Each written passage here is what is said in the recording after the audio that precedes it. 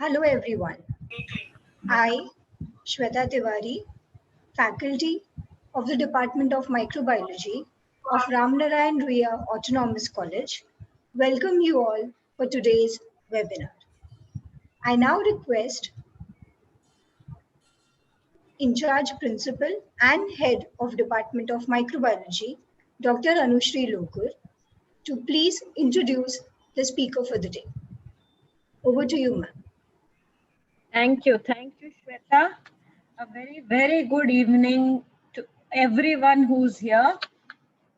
I welcome you all on behalf of SC Mandari's Ramnarayan Ruia Autonomous College in Mumbai for this public lecture organized by Department of Microbiology under Ruia Microbiology Society. I'm very happy to see people from different states from our country today, and I extend a warm welcome to all of you once again, and I begin with today's session. Before I start with today's session, I would just like to give a little bit, since there are people from different parts of the country. I never pass, as a principal, I can't pass this opportunity. I have to tell you about our college. Ruia College is in 84th year of its existence, and we are an autonomous institution from 2017, and we are NAC accredited.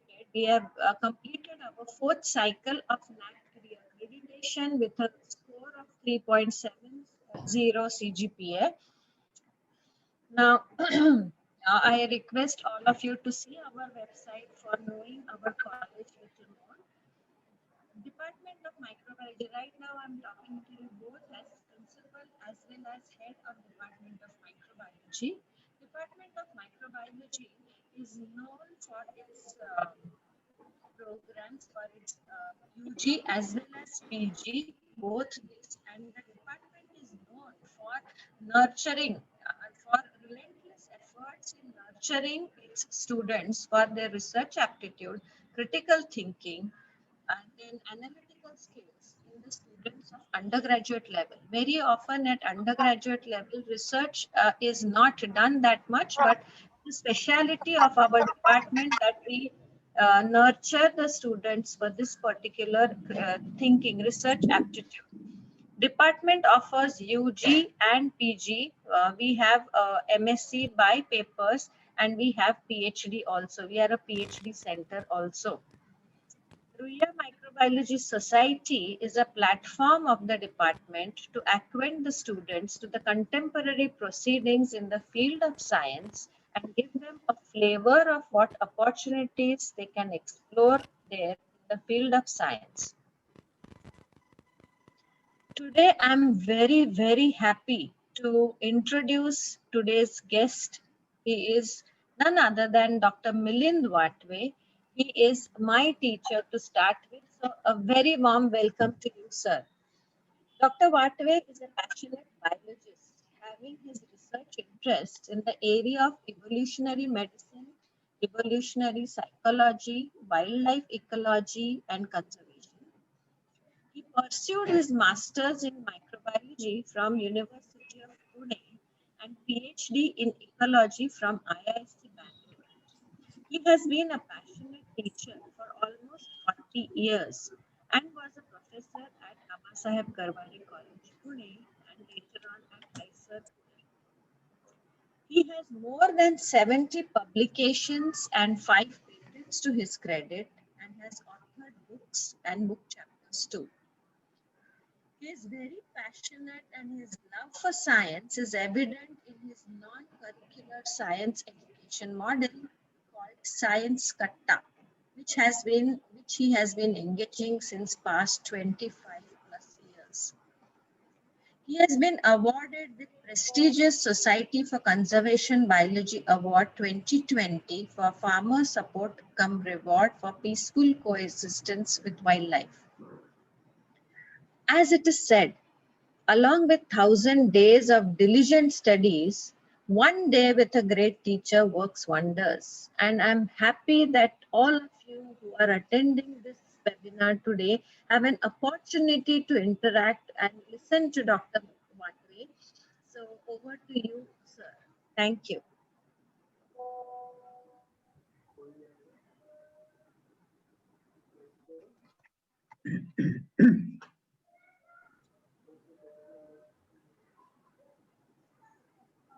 Thank you. Good evening to everyone. Can you hear me clearly? Yes, yes.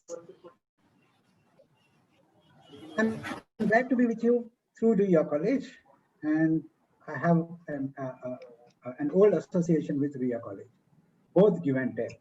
Ruya students had been coming to me. I have been coming there a number of times, and I have a number of friends, my former students and colleagues there.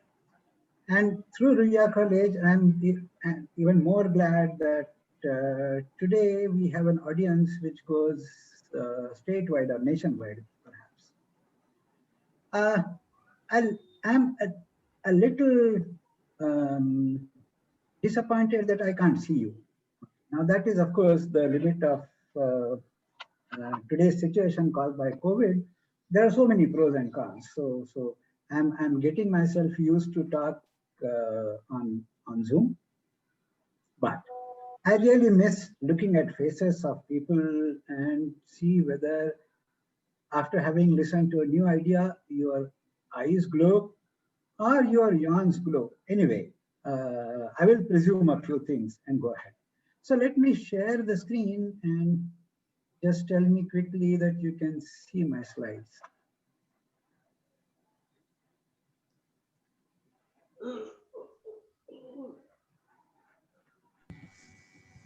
Yeah, is that clear? Yes, sir. It's fine.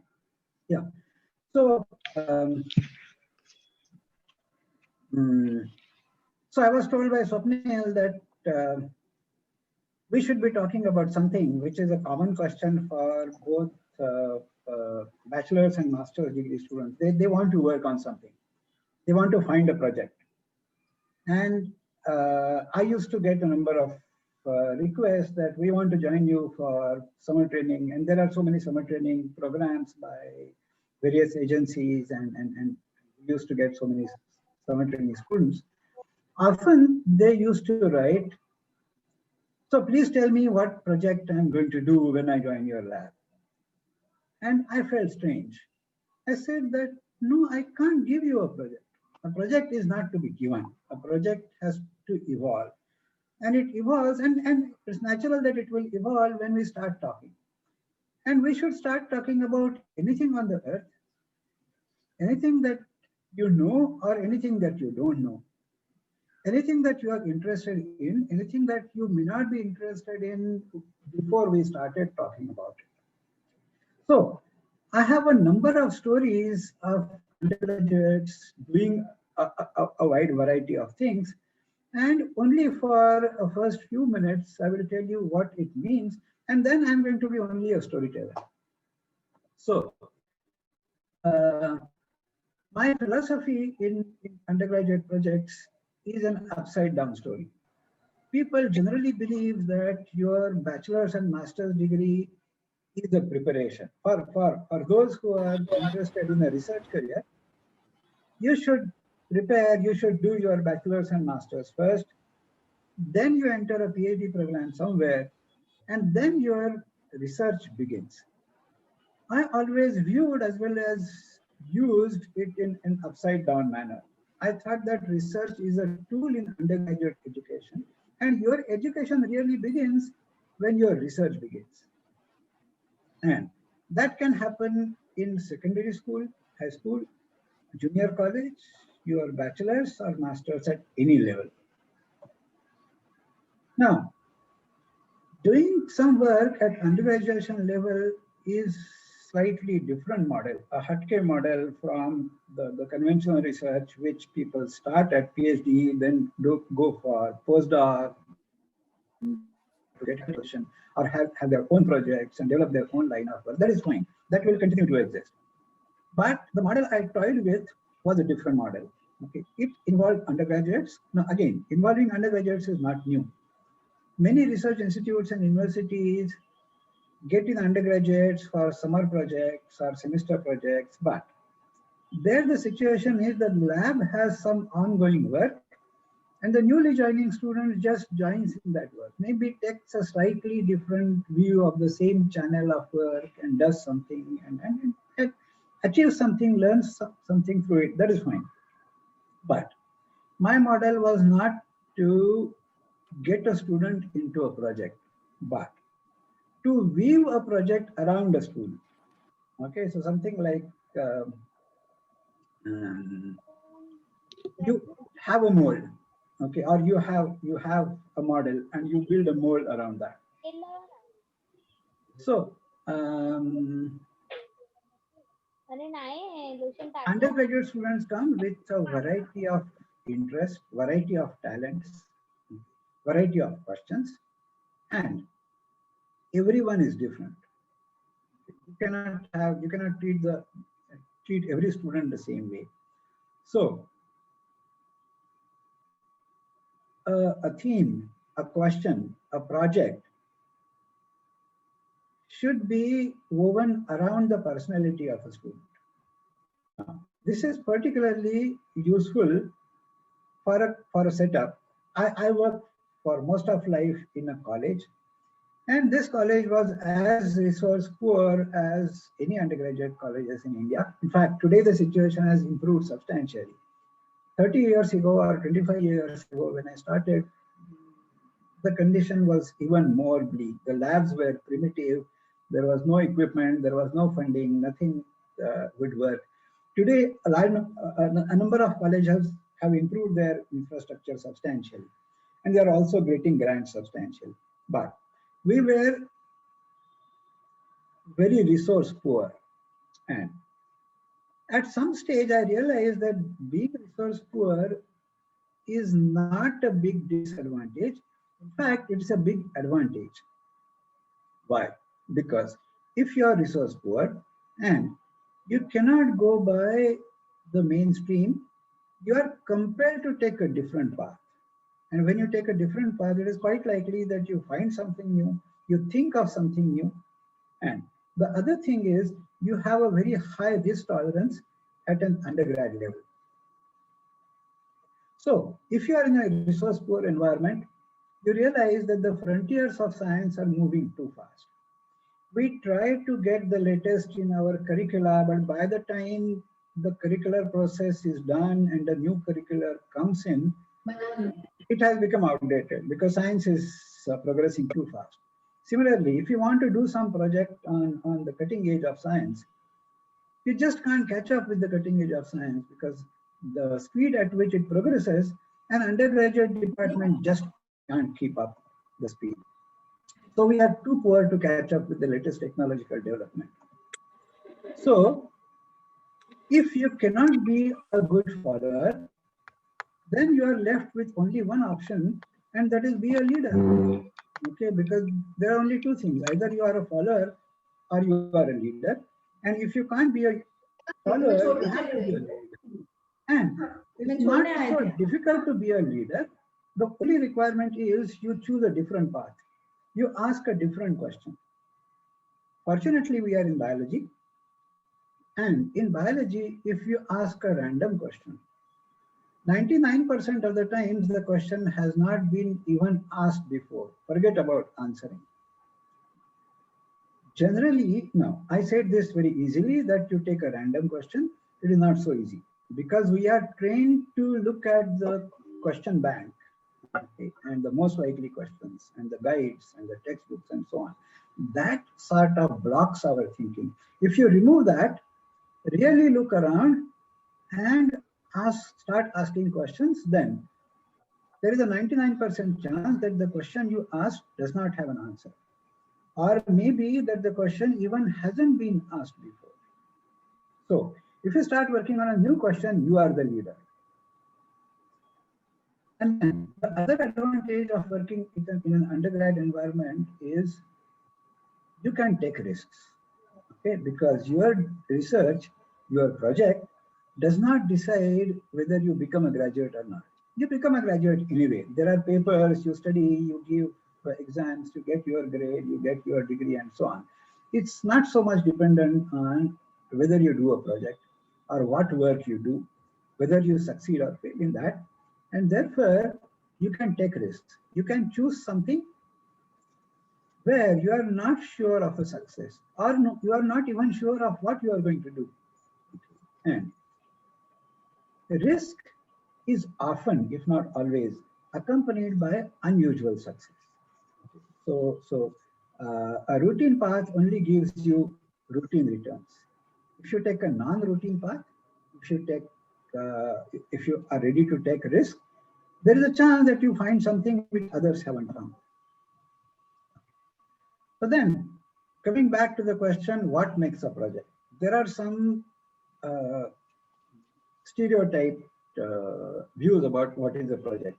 And I'm going to say that just forget the stereotype. You don't need to solve a problem of the world. It is not necessary to claim that you have done this and you have done that, and then this is going to be useful to the entire city or entire country or the entire world and so on. Nothing of this is necessary. Your project may or may not have an application. So often people feel that no, it should have some application, otherwise it's not a project. Don't worry about whether it has an application or not. You don't need to prove anything. You don't need to be successful by whatever people mean by being successful. Then what is a project? A project is exploration. It's an inquiry into something. It is curiosity about something. You seek something, you observe something, and you feel that, oh, what is it? I don't understand. I want to know what it is. You might have a question, a crazy question, a stupid question. You might have academic arrogance, which means that, no, I don't agree with what is written in the book, or I don't agree with what you say. My logic says something else, or why is it not that way? Why do you think it is this way? So this is this arrogance, this rebellion tendency, completely unplugged, free-flowing, is what I would call project. Okay, and a project can be, and this kind of project can come from high schools, that can come from junior college, from bachelor's, from master's, any level. The reason why there is a high risk tolerance and what is unique about undergrads is PhD students cannot do this. PhD students cannot take risks because PhD is a big investment. People need 5 years, 6 years, 7 years to do a PhD. Very rarely someone finishes in 3 years or 4 years. I did, but that was a record of that time. But generally in life sciences, at least, people don't finish before 5 years. 5 years is a very good timeline. Now, investing 5 years, 7 years of your prime life, imagine you are in your 20s, and 5 years of 20s is not equivalent to 5 years of 60s. 5 years of 20s is a huge investment. You are investing your life course there. And after investing so much, you cannot afford to come out saying that, no, I failed. I didn't do anything. I didn't get anything. I didn't get results. Okay, I couldn't write a thesis. So with such a big investment, you should choose something to work on where you know what is going to come out at the other end. Okay, so at PhD, people can't afford to take risks, which is not the case with undergrads. Because if you fail, you have nothing much to lose. Your degree is coming anyway, right? So if your project fails, you don't have to worry. You get experience anyway. Your degree is coming up anyway. So then you can choose something which could be crazy, where you don't know whether it's going to work or not. You don't know what is going to come out at the other end, right? And your cost or your risk is small if you try something new and if you hit upon something really novel to science. If you happen to succeed with whatever probability, then it can suddenly click, and it can click in the entire world because what you have done is new to science. So this is the power of being in an undergrad environment. You can really explore, you can do new things, you can ask new questions. You can challenge what people currently believe. You can challenge what the textbooks have written. And it's quite likely, not everyone will find something new, but it's quite likely that you find something which is really new. Now, at my end, what is central to the model is what we call Katta, which is a forum, a chat, and this is an open group. So we used to meet at my house earlier, then in the department, then in the lab, then we shifted for some time we used to sit in the open. Now today we meet online. Okay, so the Katta still takes place today, but it happens online. So this is nothing but coming together for an hour or two, or at times unlimited time. And most often there is no pre-decided speaker, there is no agenda. We haven't decided what we talk about and so on. And the discussion might begin with a question, it might begin with a joke, it might begin with someone's observation or a news coming in. And then it could drift anyway. So we might start talking about something in physics, end up talking about human behavior, or end up talking about something in the society. There are no bounds. But this kind of random talk, random branching talk, churns out a large number of ideas. And when a large number of ideas are chalked out, sometimes someone spontaneously feels that, oh, this is interesting, I want to work on this. So let them start working on it if it is possible, if we can afford to work it. Or we think of, if we cannot do an experiment, we can think of what could be the experimental design if you want to answer this question. You may or may not be able to do that experiment if you don't have equipment, if you don't have funds, it needs something tremendously big, you may not be able to do it. But you can nevertheless think of, if this is the question, if I want to answer the question, what could be my experiment? So that experimental design itself becomes a project. And then it is not necessary that a student who begins a project has to keep his or her commitment and finish the project. No, we said that start working without any commitment. So if on day 7 you feel that, no, this is boring, I don't want to continue, leave it. Now, when you have the choice of leaving a project, choice of just dropping off, then natural selection works. Okay, the most interesting themes are likely to continue. The boring ones are less likely to continue. Okay, so when natural selection acts on ideas, the best ideas automatically keep getting selected, and there is more and more work on interesting ideas. And then you find that some of the ideas of the group become world-renowned. And now I will come to stories. And because of my association with Ruia College, I will begin with a story which started with Ruia students. Okay. So these are 3 Tas. So there is Shweta, Prajakta, and Sarita. Okay, so 3 Tas came to me way back, 25 years ago, 1995. They came for the summer, and what they wanted to do was something else. We started talking and found interest in something entirely different. Okay, so what they came to work with was completely set aside. We found something more interesting and started working on it. The question was, do bacteria age? Do bacteria become old? Okay, and we got into this question because one paper was just published that time, which talked about old age in bacteria. Okay, I'm not talking about old cultures. Okay? I'm not talking about slant, which was subcultured and now it is lying around for 3 days, so now the culture is old. No, I'm not talking about that. I'm talking about whether cells become old while a population is growing. Okay? And that paper has described that yes, that happens. A few cells become old and become slow and stop dividing while the population is growing exponentially. Okay, this is new. Now, for bacteria, it was a surprise because we become old. Okay, and that is because our body does not go to the next generation. only some of the cells, the egg and sperm cells, go to the next generation. Our rest of the body becomes old. In bacteria, it is very different. A bacterial cell divides into two and both go to the next generation. So who is left behind to become old?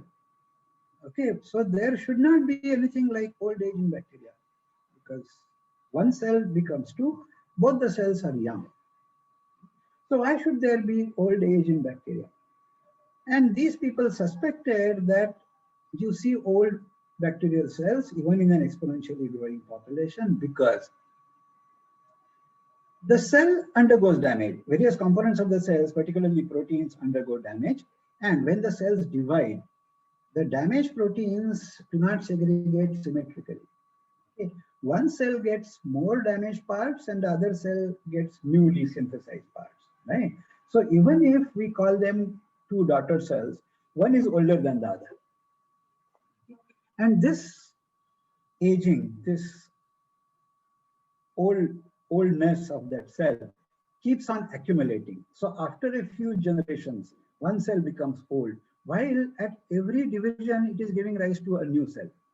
But that new cell also after a few generations becomes old. Right? Now that was the concept of that. And underlying the concept was that bacterial cells divide asymmetrically. The question that we asked was, why do bacterial cells divide asymmetrically? What if they do, if they divide symmetrically? Let them divide symmetrically. There will be some damage components, but both the cells can repair the damage and keep on dividing. Won't it be more advantageous than letting some cells become old and so on? So we went and published a paper in 2006 that was in Proceedings of National Academy of Science, USA, a very high-rated journal. In the meanwhile, others also started working on it. Now, look at what happened. This was a new idea. 3 girls from Rio College worked on it for 3 weeks. We published a paper. But this was a new idea which was followed up. And then later on from my lab, there were 2 PhDs completed and about 8 or 10 papers published addressing the same question. Now, this is not new. This happens many times, that a new idea is generated by undergraduates and that can be followed up by PhD students, because undergraduates are in hand only for a short while, maybe 1 semester, maybe 1 year or 2 years, which is enough to explore, but it may not be enough to pursue a theme and make it large enough. Okay, and that is something that PhD students. So I feel that a good model is undergrads give rise to new ideas and the ideas are followed up by PhD. So undergraduates are the leaders, PhD students are the followers. Looks upside down for many people, but this is the way it works the best. Okay, now I'm just showing you this slide in an attempt to impress you, because there is mathematics and there are complex graphs and so on. Don't worry about that. Okay, all these complex things can be put in a very simple form of logic, which is this. And this is what we found about bacterial aging. So these 2 pictures you have represent 2 cultures, 2 human cultures. I'm not talking about bacterial cultures now. 2 human cultures. On one hand, you have a car dump ground, and in Western societies, particularly America, cars are used for 2 years, 3 years at the most, and then thrown off. Okay, that is a use and throw. On the other hand, on the right, you see a traditional Indian culture. I'm saying traditional because today things are changing very rapidly. A traditional Indian culture in which you repair the same chappal 10 times before deciding to throw it off. Okay, so there is a use and throw culture. There is a repair and recycle culture. Okay. And there are pros and cons of both these cultures.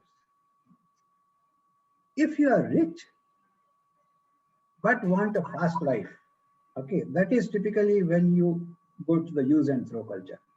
A repair and recycle culture is a slow culture. You need a lot more time to repair things, to reuse them. They slow you down and so on. But it is more frugal.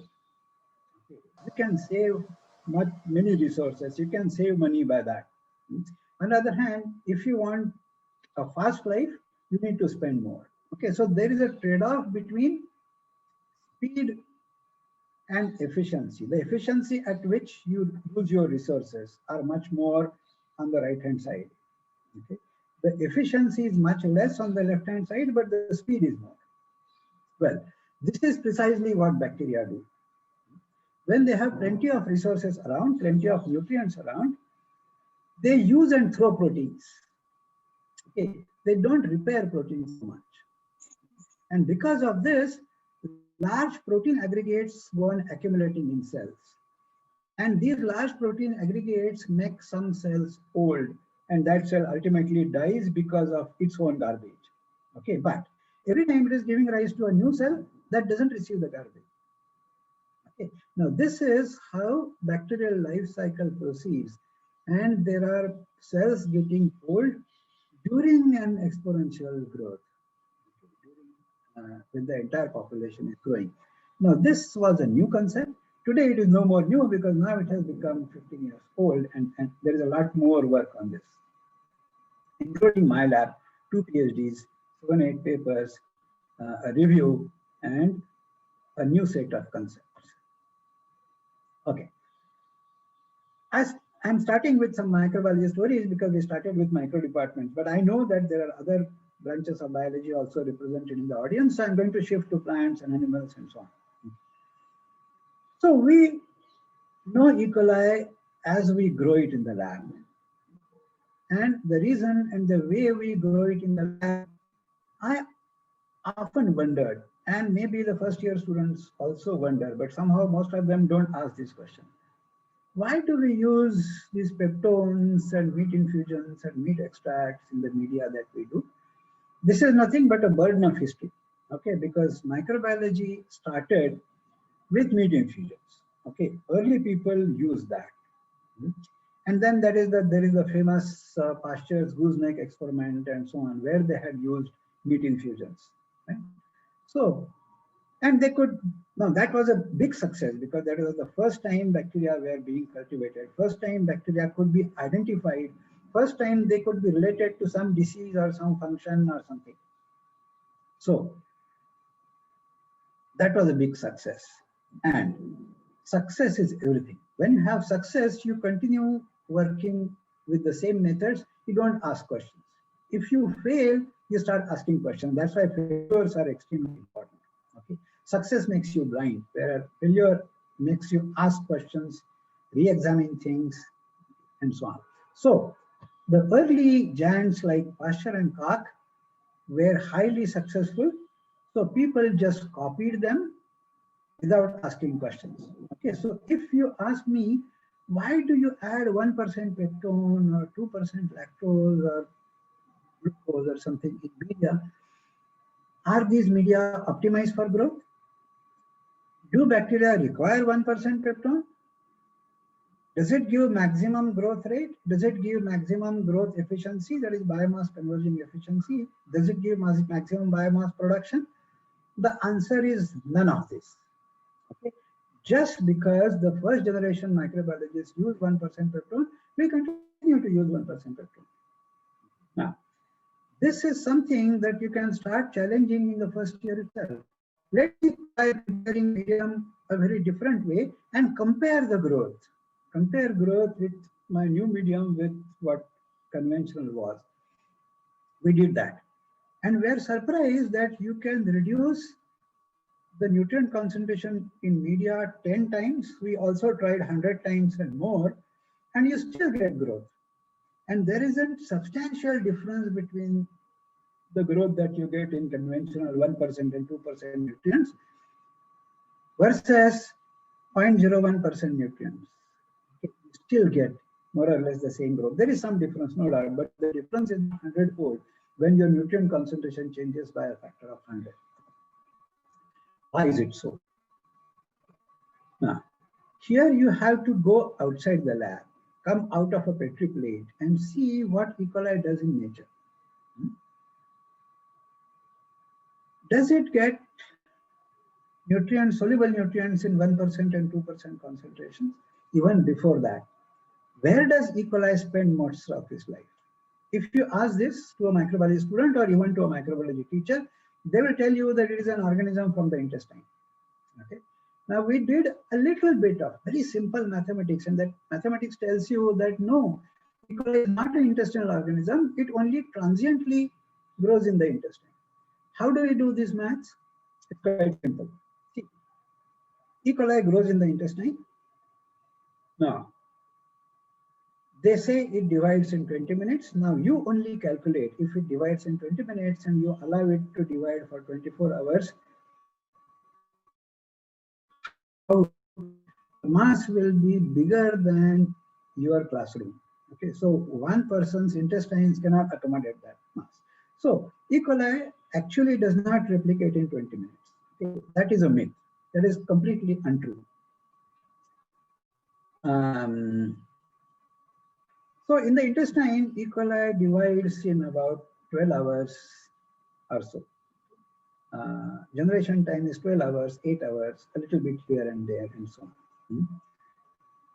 So the mean residence time of the mean number of generations E. coli grows for in 24 hours. The reason I'm taking 24 hours is generally modal. The defecation frequency is once in 24 hours, once in or twice maybe per day. Okay, so during that time, E. coli does not leave the intestine. Okay, so it grows there for 24 hours on an average. So if it undergoes 2 generations or 4 generations, it would grow 4 times, 8 times, 16 times, and so on. Right? And whatever grows, that amount should come out every day. Otherwise, the population will keep on building in your intestine and you will burst out. Okay, that does not happen. So whatever growth happens in 24 hours has to come out. If you calculate the probability of any E. coli in the intestine to come out in a day, the probability turns out to be 0.75 to 0.98. Okay, so every cell in the intestine is most likely to come out just in less than a day. Okay. On the other hand, what is the probability that E. coli out there in waters, in contaminated waters, or in ponds or natural water bodies, goes back to an intestine of anyone? Okay, that probability is too small. So if you calculate by these probabilities, it turns out that E. coli spends 99.99% of its time out in waters and only spend less than 0.1% of its time in the intestine. Okay, so E. coli is not primarily an intestinal organism. It is there only transiently in the intestine. This is not written in textbooks.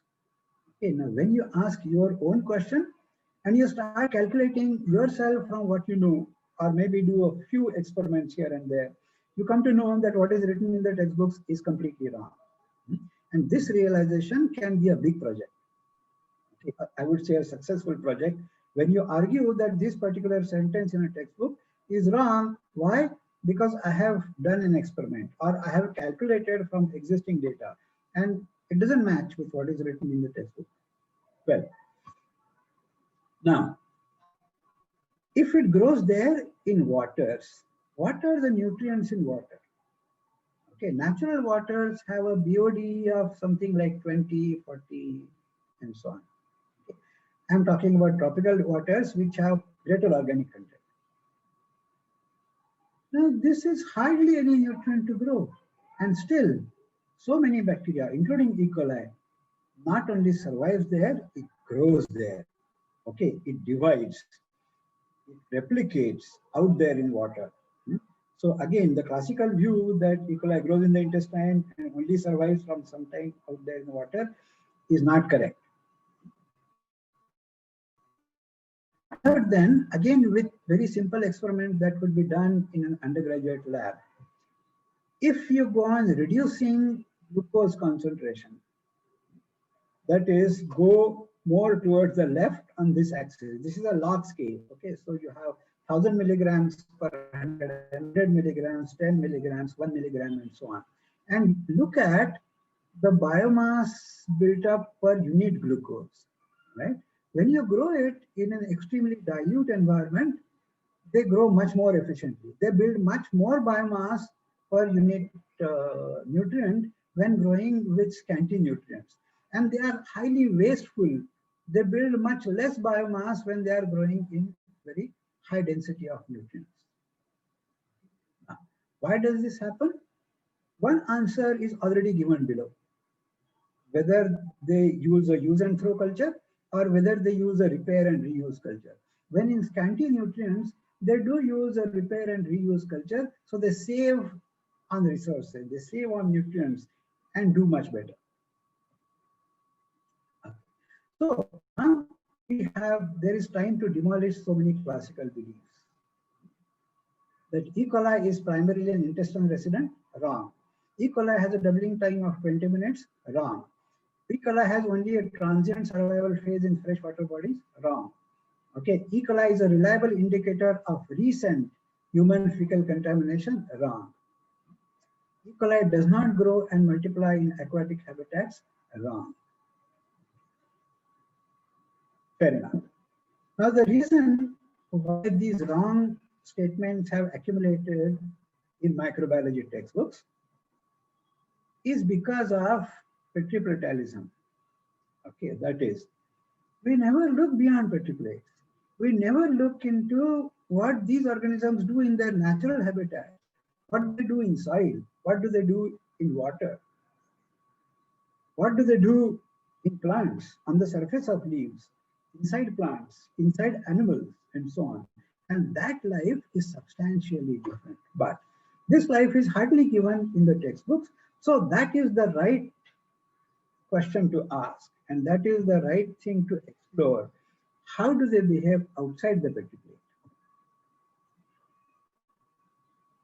Now, many of these questions turn out to be stupid questions, and stupid questions are highly valuable. And I'm just listing a few stupid questions. Why bacteria are small? Why they are only 1 micron, 2 microns, 5 microns? Why can't you have a bacterium which is 1 meter long? I would say as a teacher, then it would have been much better. We don't need a microscope for every student. I can bring a cell into the classroom and show everyone. Okay, that would have been much convenient for microbiology teaching, but that doesn't happen. Everyone knows that that doesn't happen, but nobody asks why bacteria are small. This is a valid question, okay, and we need to answer this. The counterpart of that, why eukaryotic cells are large? Then people know that they are more complex, they have membranes, they have organelles, they have a separate nucleus, this and that.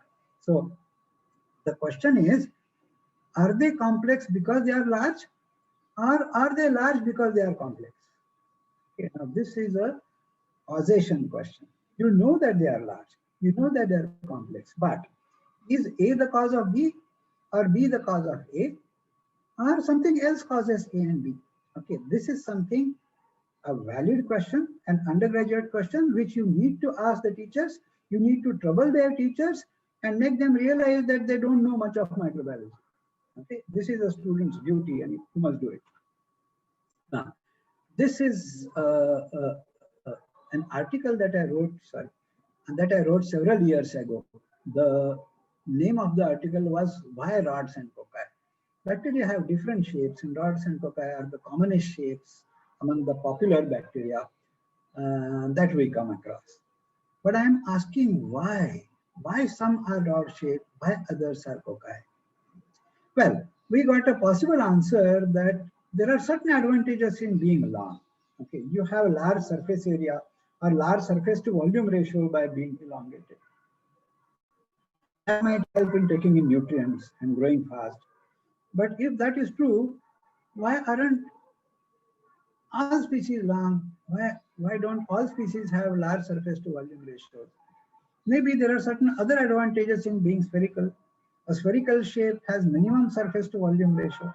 So maybe a spherical shape helps if you are facing desiccation, if you are facing an environment where you might lose your water content and dry up, that is possible. Now, this is logical. The question is, can we do an experiment and show that natural selection operates on bacterial shapes? We did this experiment as well, did not complete it, but some students had started doing it. It's just that you have water, say natural water, and you immerse a slide, keep there, take out some slides, expose them for air and let them dry for 5 minutes, 10 minutes, half an hour, 1 hour, 2 hours, okay? And you keep on doing this. After several days, we realized, we expected, and it actually turned out that way, but we didn't, the students did not continue. This is still a good project and not a lot has been done on it. It turned out that when you expose it and allow it to desiccate for a longer time, the slides are colonized more by spherical bacteria of any species. And when you keep it immersed in water all the time or have minimum desiccation working on it, you get more of filamentous shapes and elongated shapes and so on. Okay. So you had a hypothesis, you designed an experiment, you did that experiment and found something. Okay. So that makes a project. Okay. Let me go out of microbiology. So one student asked a crazy question. The question was, everyone knows that there is a mutualistic relationship between pollinators and flowers. Okay? Flowers offer nectar, so the pollinators benefit by gaining the nectar. They in turn pollinate flowers and so on. But this crazy question was asked by a first year student, first year or second year student. That how do butterflies know, butterflies or bees or whatever the pollinators know that there is nectar in this flower? There is no way to know unless you enter the flower. Then what if flowers just don't make nectar? They will still get pollinated because pollinators have no way to know whether there is nectar or not, right? So they will probe anyway, they will enter anyway, so they will pollinate anyway. So there is a chance that flowers can decide to cheat pollinators by not making nectar. You still get pollinated, that is, you get your reward, but you don't pay the cost. A crazy idea. Then we started looking and we looked at a few dozen species of flowers, and where we were surprised to find that in almost every species of flowering plants, there is a proportion of flowers which never make nectar. Okay, all flowers don't make nectar. So then the question is, well, on the one hand, it's a realization that plants also cheat. Okay, there is a mutualistic relationship, but it's not all that straightforward. There is cheating involved. There is complex behavioral interplay involved.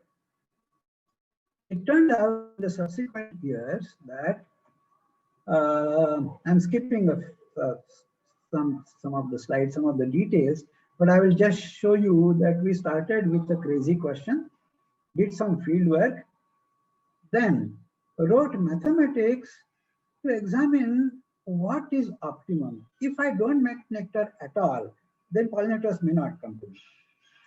If I keep nectar in every flower, then it's a waste of resource, because even if there is nectar in a few of the flowers, the pollinators will get attracted. They will find reward sometime, and therefore they explore other flowers. So I can get my job in lesser cost. So what is the optimum number of flowers or optimum proportion of flowers that I should keep nectar? This is a question of mathematics. Okay. Then I had a summer training coming from an IIT. He said, I can handle the mathematics. Okay, so we went into extremely complex maths, starting from a simple plant science question. Okay. Now let me shift to something entirely different, something about human behavior. You must have wondered that in the title, I wrote unanswered questions and unquestioned answers. Unanswered questions is easy to understand. You have a question, you Google it, and you don't get information, or you don't get reliable information, or you don't get a real answer to this question. That is an unanswered question. Or your teachers or your textbooks do not have an answer to the question. That is an unanswered question. There are more of unquestioned answers. Okay, there are certain beliefs or textbook pictures or textbook statements which exist and everyone has accepted. When you start cross-questioning, you often find that the statements may not be true. They are not well supported. Okay. Now, if there is a statement which is not well supported, that makes superstition, right? Now, why are there so many superstitions? Not only there are superstitions in the public, among people, among religions, among illiterate people and so on. There are superstitions in science textbooks as well. There are superstitions among scientists as well. So the question is, why are there superstitions, right? Why does human mind have so many superstitions? Are they natural?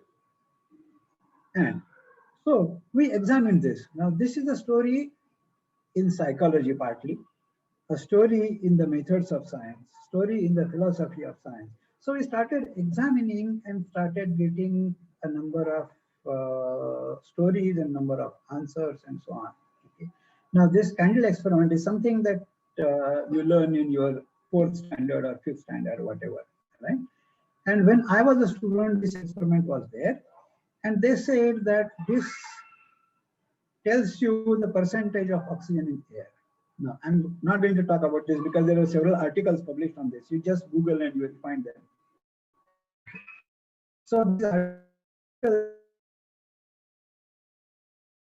water rising in the jar because of oxygen consumption. Water rises because of temperature and pressure change, not because of oxygen consumption. But this was a wrong notion in textbooks. So when people challenged it, it turned out that the textbook is wrong.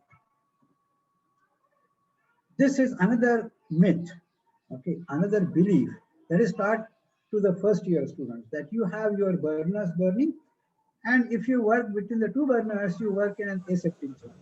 Okay. Just try exposing a plate for 10 minutes within 2 burners. Incubate it and see how many colonies develop there. Okay, you get colonies almost equal to a plate exposed 2-3 feet away from the burners. Okay, so burners don't purify air, they don't make any aseptic zone. This is a superstition. Okay, and if you are a science student, you can challenge such superstitions. That becomes an excellent project. The question, a psychology question, is how superstitions arise. Okay. We investigated that, involving students, churning up ideas, debating, doing certain psychological experiments and so on. And it turned out that the basic mindset behind science and superstitions is quite the same. Okay. You are looking for an association, then you try to infer a causal link between association. Often the association is between entirely unrelated things, right? I wore this cap and I hit a century, so next time I will only wear that cap. Or I wore this shirt and wrote the paper and I got distinction, so this paper is lucky for all papers or maybe for this subject paper. Okay. Now this is association, and science also begins with association. People must have observed clouds and rain and made an association and then learned that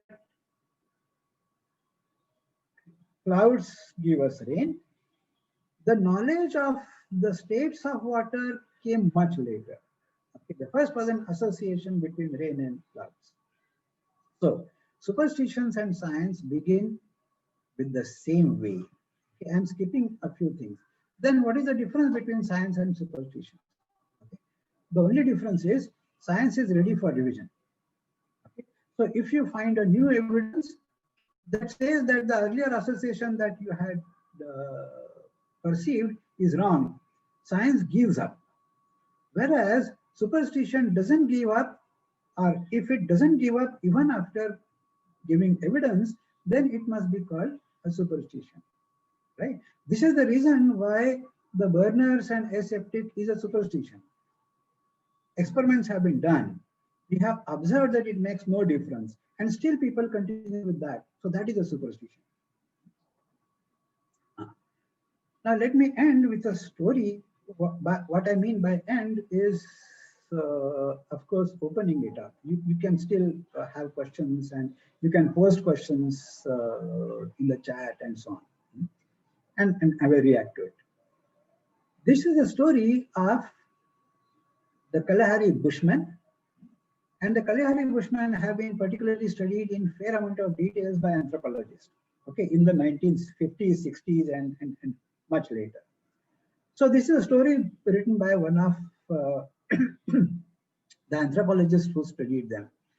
The anthropologists were observing these people. So one morning they saw a group of people coming out for hunting. And that is a semi-desert, a grassland come sand desert land. So on the ground, footprints are seen very easily. So a group of people, when they set out they saw some fresh pug marks of deer, antelopes. There are no deer in Africa, there are antelopes. So they saw some, and they thought that these are very fresh. If they are very fresh, the group of antelopes must be nearby.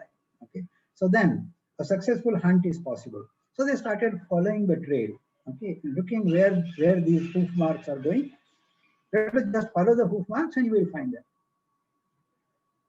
After following the hoof marks for a few hundred meters,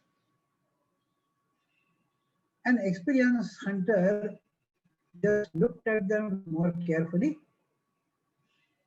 and stopped. Okay.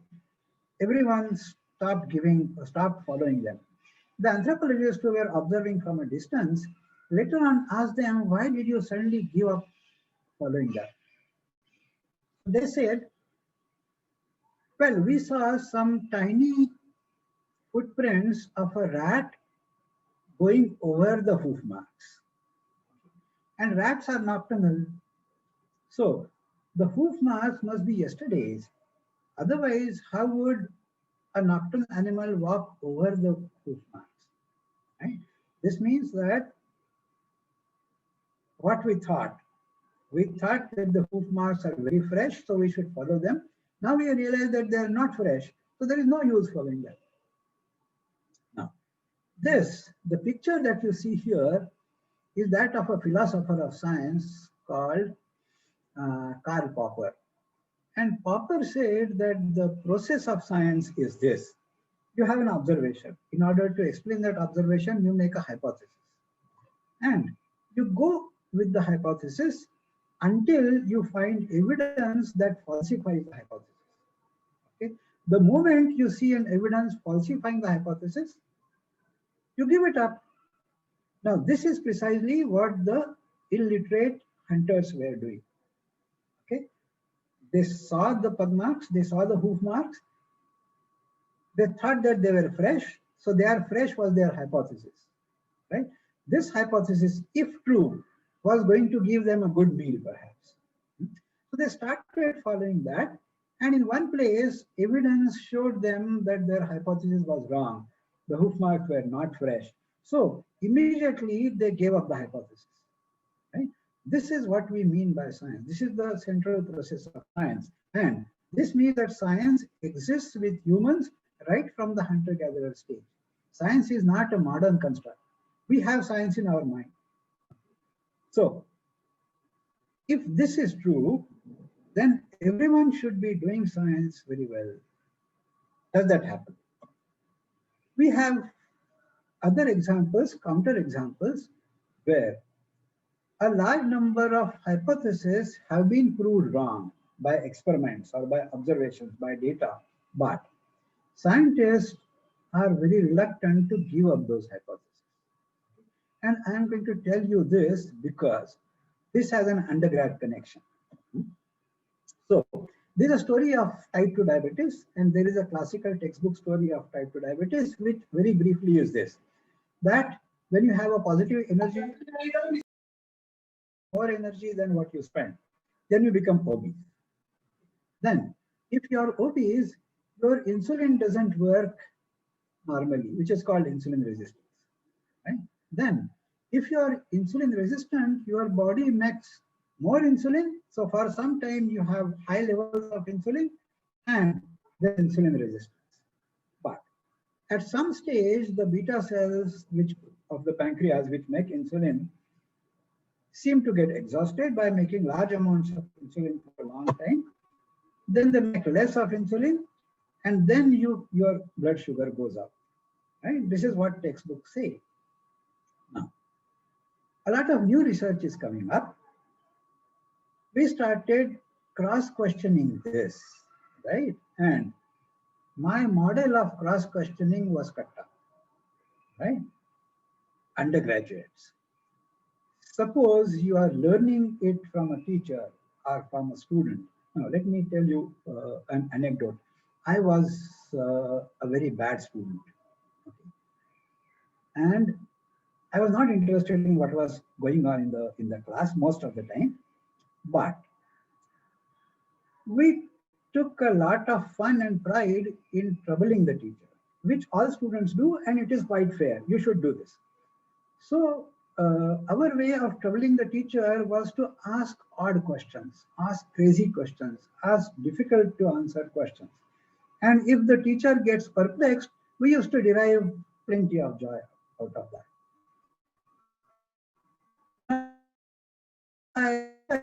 Is tell you to ask troublesome questions gave me so much in science. Okay. Today, some people might call me a scientist, whether I call myself or not is a different question. But if I be a scientist, that is because as a student, I was troubling the teachers. Okay, I was asking troublesome questions. But at some stage of life, there was no one to ask troublesome questions. So I started asking troublesome questions to myself. That was the beginning of research. Research is nothing else. Ask yourself troublesome questions. Okay. So then we started asking questions about the textbook picture of diabetes. And I'm going to show you just two experiments. Now these two experiments are this. So this is a schematic representation. Okay, so naturally there is something called insulin resistance. This is the normal level of insulin resistance. There is a normal level of insulin production. They balance each other. Sugar is normal. Okay. The textbooks say that when insulin resistance increases, your insulin production also increases, and the sugar is still normal. Okay, but you have a high level of insulin. This is called a pre-diabetic state. You have high level of insulin, but the sugar is normal. Then the textbook says that when you have a high level of insulin resistance, but insulin is not high enough to compensate for the resistance. Okay, insulin quantity might be higher than what is normal, but it falls short of compensating for insulin resistance, and this is the time when your blood sugar increases and you become diabetic. Okay. This is the textbook picture. How can you do an experiment to test this? The experiment is simple. You start with either mice or humans. The ground state is there is high level of insulin resistance, there is high level of insulin production, and they compensate each other. Now my experiment is going to start, and I'm going to, in the experimental animal, I'm going to suppress insulin production so that there's an imbalance, and I expect that imbalance should give hyperglycemia, that is increased sugar. Such an experiment has actually been done. And what happens in the experiment is, the moment you suppress insulin production, insulin resistance comes down and sugar remains normal. Okay. So whatever is hypothesized in the textbook, when actually put to experimental test, doesn't work. Okay, now this means that according to Popper, you have falsified a hypothesis. Now you should give it up, but people don't give it up. Now here is another experiment. Now we don't have time to go into it, but this experiment also falsifies another myth about insulin-glucose relationship. And it turns out that all experiments have unanimously shown that if you suppress insulin production in presence of insulin resistance, it does not increase blood sugar. Okay, so This is a question that undergrads should ask when they learn about diabetes in the textbook for the first time. Okay. Surprisingly, this has not happened. Okay, so when we started cross-questioning, we found that much in popular belief, in the so-called scientific belief, was actually not supported by experiments. So now let me end with a cartoon. This is a cartoon of myself drawn by a student of mine. Now this is of course when I was young. I don't look so young now. But the cartoon shows something in the philosophy of science. The question why in biology is extremely important. I gave so many examples of why bacteria are small, why you have rods and foci and so on. The question why in biology is extremely important, but most textbooks and most teachers don't talk about the question why. They only talk about what and how, but never talk about why. Okay, for example, we say that insulin is needed for muscles to pick up sugar from glucose. We never ask why is insulin needed, right? If bacteria need glucose, they just pick it up from the environment. If you are hungry, you will eat. Why is it that someone else needs to tell you that you are hungry and so eat? Okay, so the insulin system is very strange. Why is it that the cells need some other signal to tell you that you pick up glucose? Okay. So this is an unanswered question, and this is a new question. So the tradition, the culture of asking why in biology is very rare. And if you just start asking the question why, you will find new projects and new ideas at every inch of biology. Now, I'm going to get to a little bit of detail of what I mean by the question why. There is the question why is addressed as proximate question. That is, what is the immediate cause? And there is an ultimate question. So for example, a chameleon changes its color. Okay, if you ask, why did a chameleon change its color? Because the environment changed, right? Is this a correct answer? Yes, it is a correct answer, but that is a proximate answer. Someone might answer the color changed because the pigment cells contracted or relaxed. Is this a correct answer? Yes, it is a correct answer, but that is also a proximate answer. An ultimate answer is one where you say, why only chameleon? Why not all animals? Right? Why did the ability to change colors evolve only in this species? Why not all species? What advantage and what unique advantage did it give to this species? Now, this is called an ultimate reasoning. Okay, so the question why can be used at this level, at this level. Interestingly, there are different branches of biology which ask this question. There is a different branch of biology which asks this question, and these two don't talk to each other. It is very rare to find someone who can think of this as well as think of this. Why? Because people specialize very early. And if you are doing research in biochemistry, you won't look at ecology. Okay, if you are doing something in cell biology, you won't ask a question of what used to happen in a hunter-gatherer life. Okay, so and if you are working with hunter-gatherers, you won't bother about what happens at the cellular level. Okay, so because of specialization, people don't talk to each other, but it is the undergraduate stage where you can bridge things, because in one paper you are learning cell biology, in another paper you are also learning ecology. So you can connect the two. Okay, so undergrads have a great strength in unifying biology, in connecting different fields, questions that go across fields. Okay, so so there are certain limitations of undergraduate projects, that undergraduates are unable to build a large body of work. There are funding problems. Okay, undergraduates can work well, but are unable to write it down, articulate it very well. Right?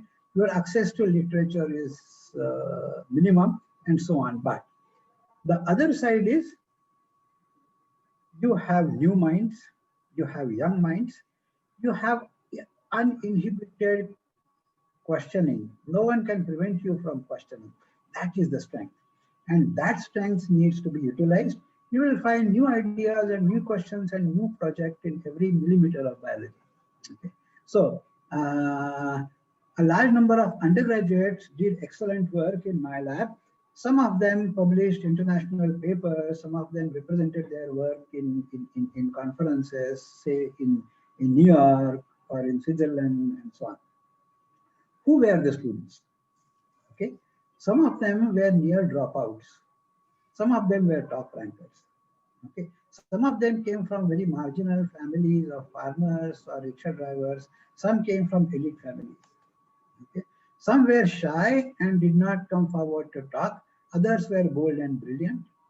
Okay. So it is independent of all this. It is independent of whether formally you have been a good student or not, whether formally you were recognized as intelligent or not. Okay. What they had in common? They had an open frame of mind, high degree of motivation, excitement with a new idea, new question, excitement with science. When they found something interesting, they gave their 100%. And on top of it, they established a personal bond with me. So we could talk to each other with our hearts completely open, no inhibition, okay, no fear of or distancing because the teacher is old, you are young, okay. After completely removing all these inhibitions, you can really communicate. So finally, science has a healing touch. People have talked about science gives you so many facilities and internet and this and that. Science has a healing touch because so often I have seen that students have a large number of problems. But often they open up to a teacher, and that is quite natural that students can open up to a teacher if there is a bond, and projects establish the bond, work establishes the bond, classroom cannot. Okay. And then teachers are the best counselors. Often the problems are solved, or even if the problems are not solved, working on science turn out to be the best medicine. Okay. And students have come out of depression, have come out of extremely complex problems. Students have come out of inferiority complex and done excellent in life. So that is what the strength of doing projects, asking new questions and finding something new at an undergraduate level is. Okay. Let me stop talking and leave it to you if you want to suggest anything, ask questions, or contradict me, say that we don't agree, okay, or whatever. Okay, Sachin, should I continue? Yes, ma'am. Yes. Okay. Thank you, sir. That was fantastic. I was at the edge of my seat. And we do have a bunch of questions. So let me get started. I request everybody else to please mute their mics so that we have minimum background noise. Okay, so I think there are a few science questions and then some general questions. So let's maybe start with the science questions. Isha asks, is there a specific pattern of arrangement for the non-nectar versus the nectar producing flowers, such as a concentric circle? And how is it that only some of them are making the nectar, and why not all of them or none of them? I think. Yes, yeah. A very relevant question. Okay, and we did ask this question. Now, we expect that if the inflorescence is cheating the pollinator, then they should not have a predictable pattern. If there is a predictable pattern, the pollinator will learn easily and will not get cheated. Right? So they have to randomize. Now, statistically, showing that something is random is a complex statistical problem. We did that. Okay, we tried to address this problem and did show to some extent that yes, it is not predictable. The arrangement of flowers, arrangement of nectarful and nectarless flowers within an inflorescence is not predictable. Mhm. Okay. And that makes sense, because if it is predictable, the purpose is defeated, Correct. right? What was the other Yeah, question? absolutely. I think the other one was, how about like from the same group of flowers, how are some producing nectar? So I guess Huh. at the molecular level, I don't know if that Right. is known. Yeah. This is a developmental biology question. Hmm. And we have absolutely no answer to this. We just don't know how Wow. it happens. And this is so if you are a plant developmental biologist, this is a new question that you can address. But Mhm. this is a highly specialized question. Answering this, doing experiments is not easy. So only a specialized plant developmental biologist can address this question. Mhm. But keep this question in mind. If you happen to Yeah, get into that field, this is a new question for you. absolutely. Okay, so then there are a few questions about the insulin part of the work. So why is insulin not available in a tablet form, but it is available in a shot? Huh. So So essentially, taking insulin in the stomach doesn't work, right? Because it will immediately get deformed by the stomach acidity. It is not absorbed from the gut. Okay, so taking insulin by mouth just doesn't work. Mhm. It has to be intraperitoneal. It has to go directly inside the body. Okay, not through the gut. Correct, correct. Okay, and the last science question, I think after that we'll move on to some general discussions, is if according to the experiments on beta cells exhaustion, insulin levels in blood come down and consequently sugar levels do, then how does one develop diabetes? That's entirely different story. Mhm. Now, one of our papers has got accepted, is yet to come out. Sometime in December, it will come out, where we show that insulin actually does not regulate glucose in the fasting state. Right? It is the brain that does that. And this is not new. The role of brain was known much before insulin. But when insulin was discovered, people just forgot that the brain controls blood glucose. Okay. Now we are coming back to the statement that the brain directly regulates blood glucose, particularly in the fasting state. Mhm. Mhm. Right. Okay, so now there's some questions from teachers. Swapnil asks, when we are teaching undergraduate or postgraduate students, they just accept what we tell them without any questioning. Yeah. And you know how we have to struggle to make them think. So how could we reduce their passive responses? How can we make them think a little more actively? Yeah, so one of the inhibiting factors is the psychological distance between the teacher and student. My experience is, take them to a field tour, okay, trek together, have food together, that distance vanishes. Okay, so that is the first step.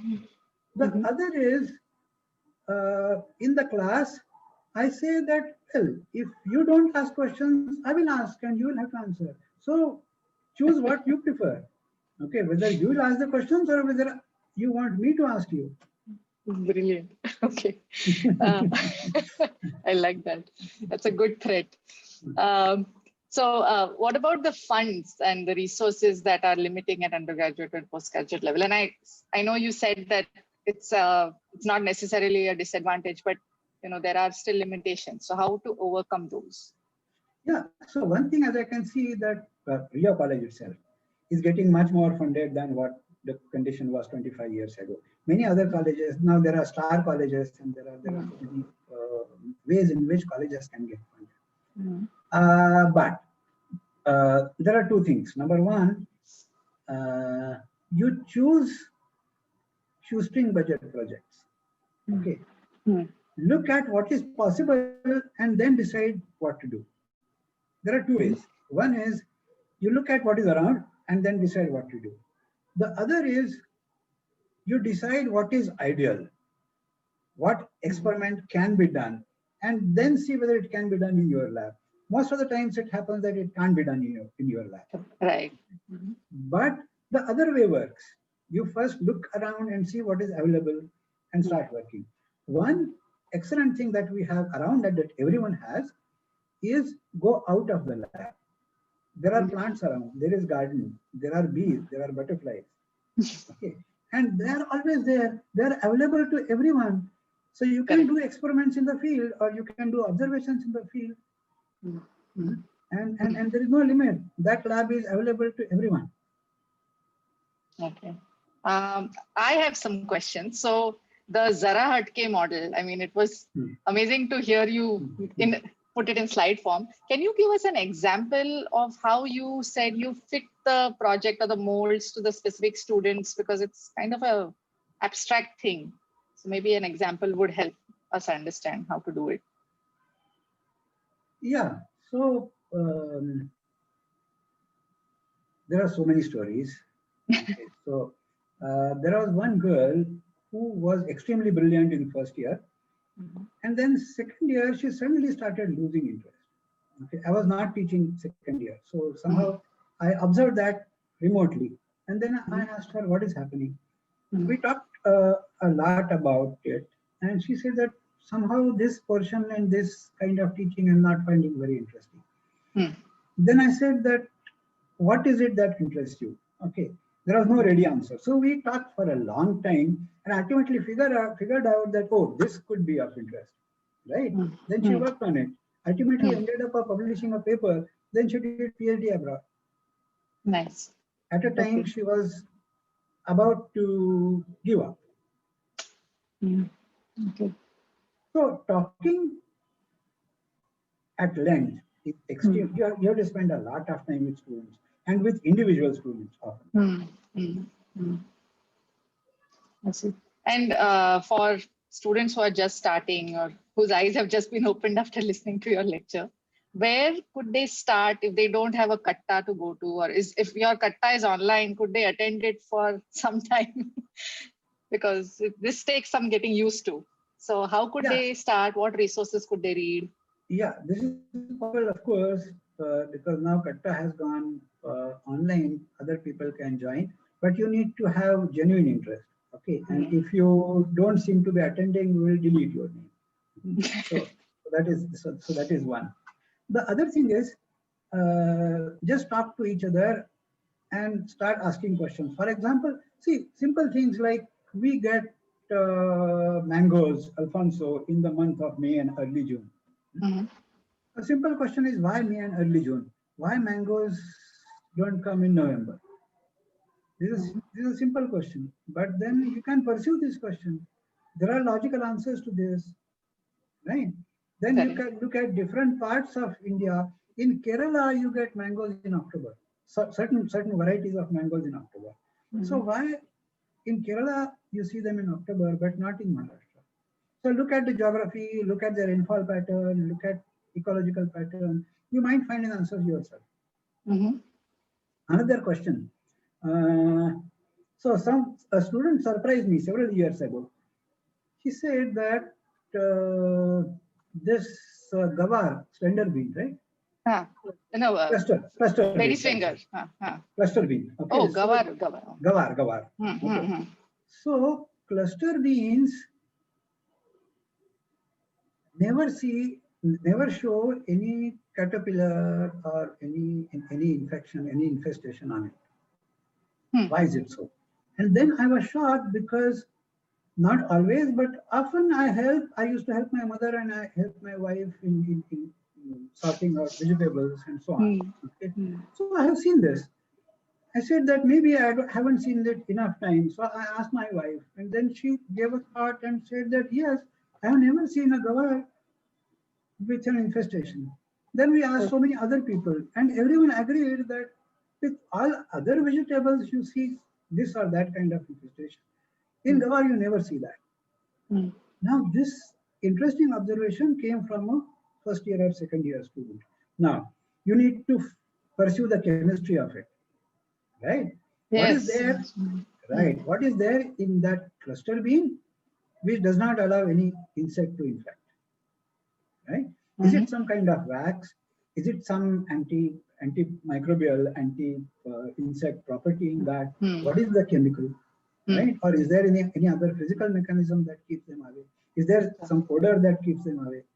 You can explore this. This is a simple observation which has not been explored so far. Okay, so just start with an observation like that.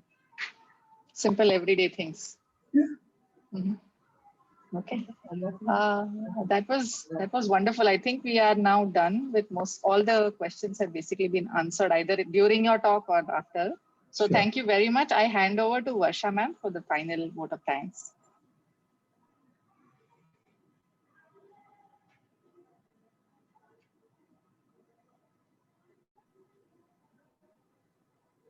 Hello. Oh yeah, I'm so sorry. I had not unmuted myself. So thank you so much. Thank you, Mayuri, for the question answer session. And thank you, sir, for this really wonderful talk.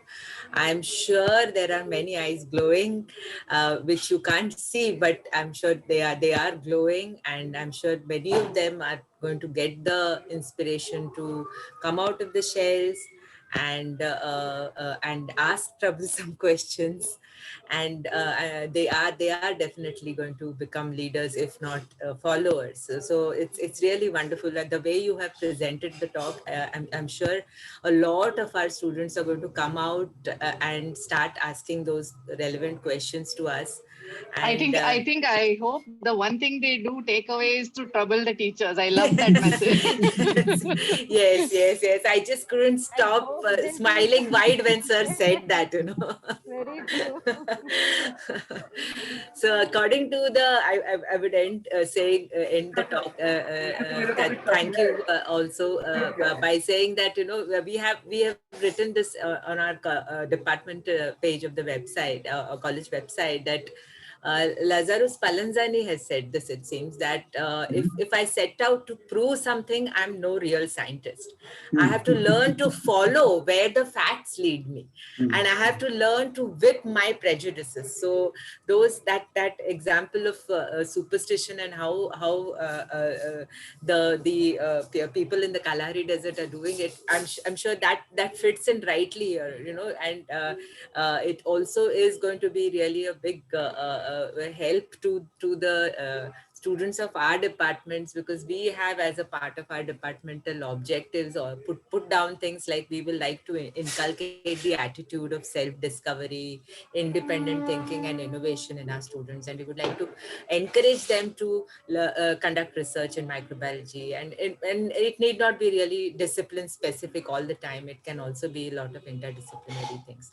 So I hope these objectives also are in some way fulfilled by the inspiration that you have given to our students. So thanks a lot. Thank you very much. Thanks. And on I behalf enjoyed of being with you. Yes, on behalf of the Department of Microbiology of Ramnarayan Ruya Autonomous College, and on behalf of the college, Anushri ma'am is there, so she will be the right person to thank you on behalf of the college. I thank you profusely for the talk. Anushri ma'am, you want to say something? Yes, this was just amazing talk, and I felt like I'm a student again. And I remember our days when I was a student, and how someone asked some question about there are no resources. I don't think that ever stopped us. And sir had taught us that time we used to collect bottles from Raddiwala because we couldn't afford to have autoclavable bottles, but our work continued. And you see, you have to find your ways. That is what we used to discuss, and he's taught us all that in those years. So I was remembering all that, and this was just amazing. I just hope the students take away a lot from this, and they start questioning us, they start questioning themselves, and start having a discussion group, as sir suggested, amongst yourselves. So all the students who are Ruya students here, whether you are micro, non-micro students, you can have a katta of your own and start a discussion group. We can invite sir to join your katta whenever sir has time. So can we do that? Sure. At least your discussion group starts, you start asking questions. Whoever can join from the teaching faculty can join. And finally, it's asking questions. Let's start doing that. So that's the real progress that we will be able to have after all this discussion. There has to be some take home. You have to start doing things. Otherwise, just forget this and start your own thing and start working between the burners. There's no point. So we are starting FY practicals online, and we are thinking of how to show working between the burners. Now we all have to rethink about what we are supposed to do. So that was a real good session, and thank you very much from all of us here. Thank you. Thank you, and wish you all a very happy Diwali. Happy Diwali, sir. Happy Diwali to everyone. Okay. So bye. Bye. Students are still here. That means they Bye. don't want to leave. That's a good Yeah. sign. Good. Okay. Okay. Bye. Continue Bye, the everybody. meeting. Bye, everyone. Requesting all to fill in the feedback form. It has been mailed out to you, and also the link is in the chat box. Okay. Okay, Thank bye. you. Bye.